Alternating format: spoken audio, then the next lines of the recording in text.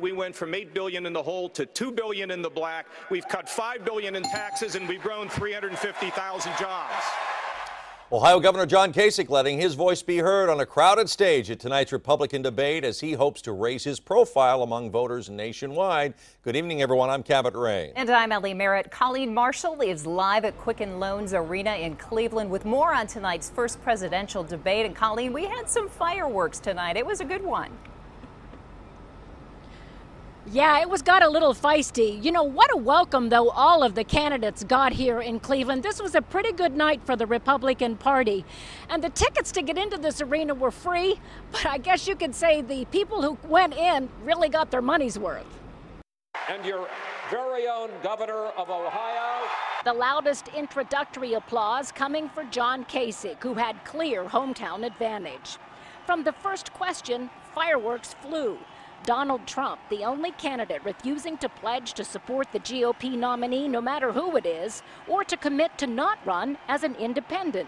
You're not going to make the pledge tonight? I will not make the pledge at this time. Okay. Trump, the frontrunner, got a loud cheer of support when asked about all the disparaging comments he's made about women. I think the big problem this country has is being politically correct. I've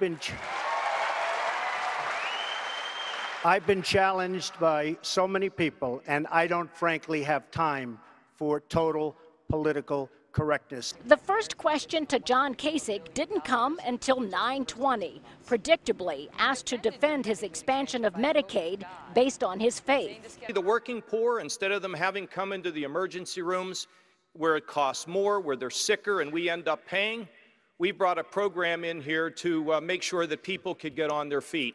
And you know what? Everybody has a right to their God-given purpose. And finally, our Medicaid is growing at one of the lowest rates in the country. Kasich was later asked to weigh in on Donald Trump's position on immigration, that Trump called our government stupid and immigrants criminals.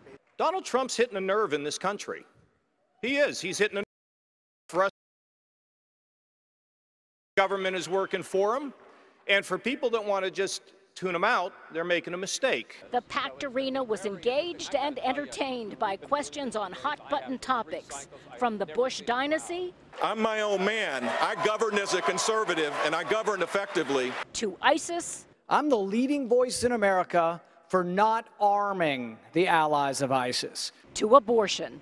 It's time that we recognize the Supreme is not the and we change the policy to be pro-life and protect children instead of rip up their body parts and sell them like they're parts to a Buick. Of course, this was a Fox News debate, and the Ohio Republican Party viewed it as a real opportunity for John Kasich to take his story nationwide. Conservative audience.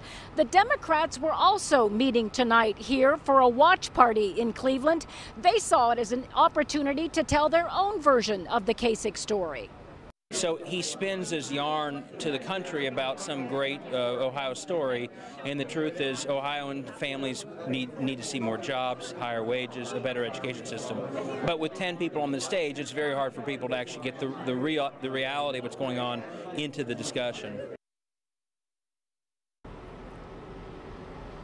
Of course, that was David Pepper speaking, and you know, right now the spin doctors are busy in there because they're trying to tell everybody who won, who did the best job, and that's what we'll have for you tomorrow morning. Well, Colleen, you watched it. Yeah, Colleen, you were there, you watched it. The moderators did a pretty good job of hitting some pretty tough questions to these candidates, potential candidates, but were there any surprises for you of the 10 and how they availed themselves?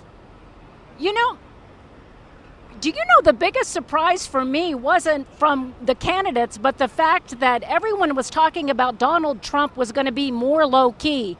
And the first question out of the gate was a question that put him in the hot seat when they asked him about whether or not he would pledge to not run as an independent. Oh, yes. It's almost as if they tried to incite the fireworks. So that I thought was surprising. It started out with a tone of confrontation, I thought. You think Kasich? So we'll see what everybody else has to say. I don't.